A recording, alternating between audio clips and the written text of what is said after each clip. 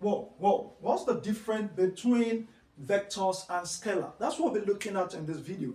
We just want to see the difference between vectors and scalars. We're going to divide the board into two. So we have one half for scalars. Let's have scalars here.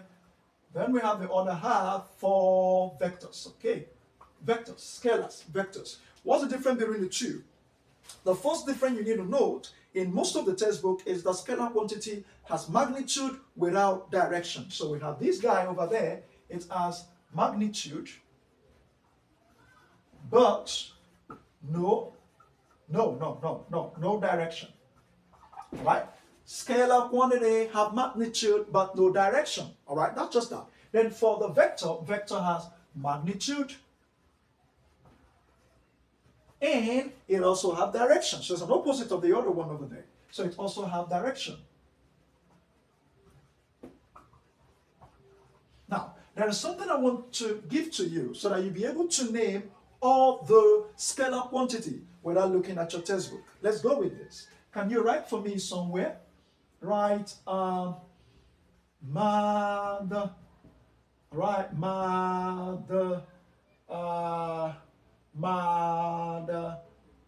p, okay, write t speed.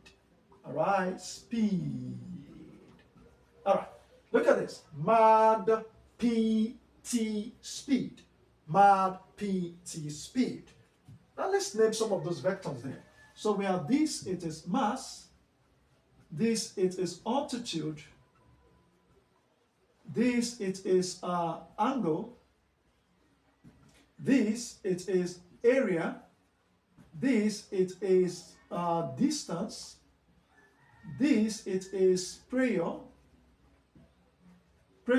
This, it is power. This, it is temperature. This, it is speed. Okay, we're going to take one P from here. So it should be, well, let's remove this one here, and then this should be power. All right, so mad P, then down. All right, now we have over here electric current. Electric current, electric charge. All right, electric resistance. And then we have over here density. All right, this is not all the scalar quantities that we have. But with this list, you can say, okay, I got some list of scalar quantities that I have under this acronym. But meanwhile, let's differentiate really scalar and vector quantity. All right, for mass is a scalar quantity because mass is measured in kilogram. And if mass is measured in kilogram, we cannot say the mass of a body is 10 kilogram east. That doesn't make sense. We can't say I cannot say 10 kilogram east. That wouldn't make sense at all. Now, temperature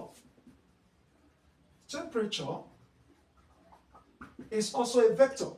It's also a scalar quantity. It's not a vector.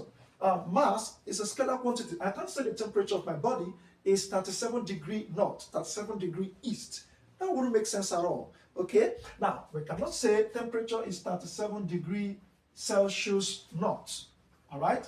That wouldn't make sense at all. And then I'm talking about the angle.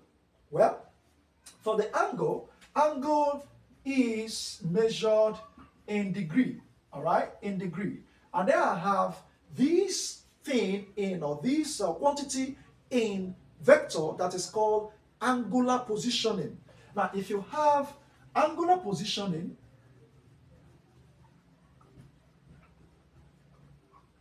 is a vector. Why is it a vector? Now, if you look at the angular positioning, you can find it in two ways. Number one, you can find the angular positioning in a cycle or a motion on a circular path. Number two, you can find angular positioning on the motion or the force that is acting along the coordinate system. So let's look at the motion or the force that is acting along the circular path. So we have that. So let's have a circular path here. And then let's say this is the center of the cycle. And then I'm trying to make a motion or make a particular object or body to move around the cycle, to have a motion around the cycle. Now the motion will start here evidently.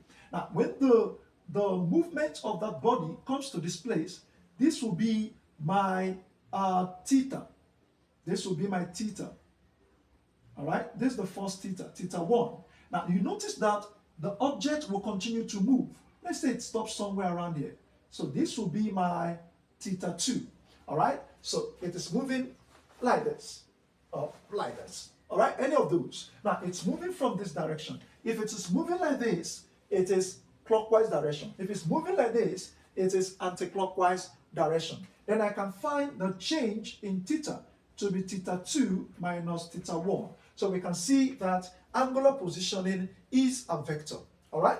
Now we go to the angular position in the coordinate system. Let's say we have the coordinate system. This is the x-axis, the y-axis, the x-axis, and the y-axis. Let's say a force of 100 Newton moves along the positive x-axis at an angle of 45 degrees. So this is what it means.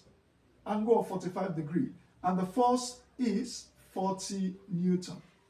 So the force of 40 Newton moves along the x-axis inclined at an angle 45 degrees. Well, let's say a force of 200 Newton moves along the negative x-axis at an angle 22 degree. Now we're going to move like this. So this is 80, this is 90, this is 180. Let's say 22 is here, somewhere around here. So this will become 22 degrees. 222 degrees. So this will become the angle of inclination. So you can see that this can be a vector, the angular positioning, the angle of inclination. So we know that.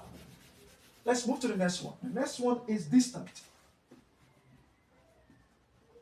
Well, distance is a scalar quantity. Why is a scalar quantity? Is that distance is measured in kilometers. So we can say the distance of a car is 10 kilometers per hour. The distance is telling you how far. You see, it's not talking about the distance. It's not talking about the displacement. It's just talking about the gap between 2 points. You see that? It's just the gap between 2 points. Now, this distance, sorry, I'm making a mistake. Distance is measured in kilometer, not in kilometer per hour. Just kilometer, 10 kilometers. You see, just 10 kilometers. You can't put 10 kilometer east, 10 kilometer west if you're talking about distance. But if you're talking about displacement, you can use the number line, use the one number line, the 1D number line for displacement. I hope you understand this. For distance, it's not a vector. Distance is the gap between 2 points. And for distance, it's always positive.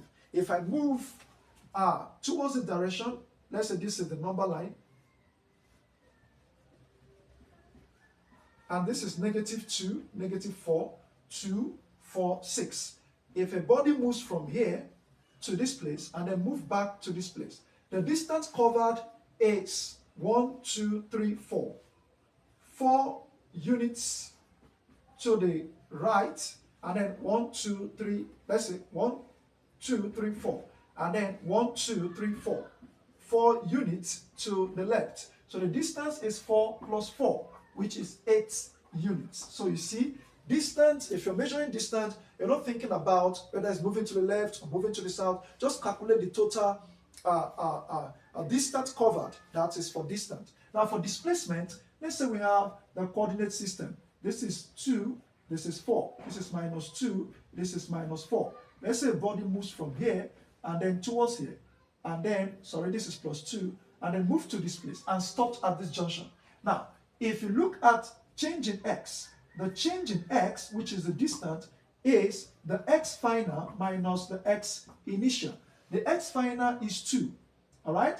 Minus the x initial is -2. So minus will cancel minus, which will become 2 plus 2, and the answer is 4. So the distance of this body is 4 meters. Maybe it is calibrated in meters. So this is meters. So that's how to find displacement, not distance. But for distance, we don't need to know, we don't need to take the final displacement from the initial displacement. We don't need to do that. Distance is always positive, but for displacement, it can be positive, it can be negative. So we have this on the board. Now for speed is a scalar quantity. So this distance. So for speed is scalar, because I can say the speed of a car is 10 kilometers per hour. I'm not talking about moving to the west or moving to the north. So the speed of a car can be 10 kilometers per hour. All right? But if I talk about the velocity is the change in distance over the change in time, which is also called displacement over time. Change in distance over change in time is also displacement over time. All right? So if you have stuff like this, you can say that the velocity of a car is, when a car is moving 2 meters per second, with a velocity of 2 meters per second eastward. A car can move with a velocity of 2 meters per second eastward or northward, because a car is a vector. Now, we look at another one there. Let's look at area.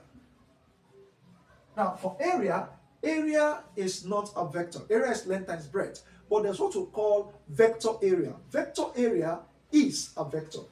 Now, for vector area, we have something like this. Let's say we have a sphere, and let's say a vector or a vector area moves in this direction and then moves in this direction. This is the area. All right? Now, this is the vector. It moves towards this direction and moves towards this direction. Now, for this to become a vector area, at this point, it is not a vector area. But for it to become a vector area, the magnitude of the vector must equal to the surface area where the vector is proceeding from. Then we can say it's a vector area. So vector area is a vector. So we'll have a list of them. Then we can have momentum.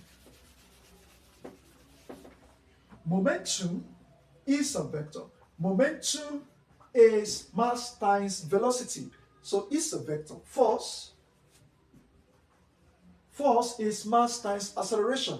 And that is also a vector. In fact, acceleration is also a vector, because acceleration is the change in velocity over the change in time. That's also a vector. All right? So this is how to differentiate between vectors and scalar quantity.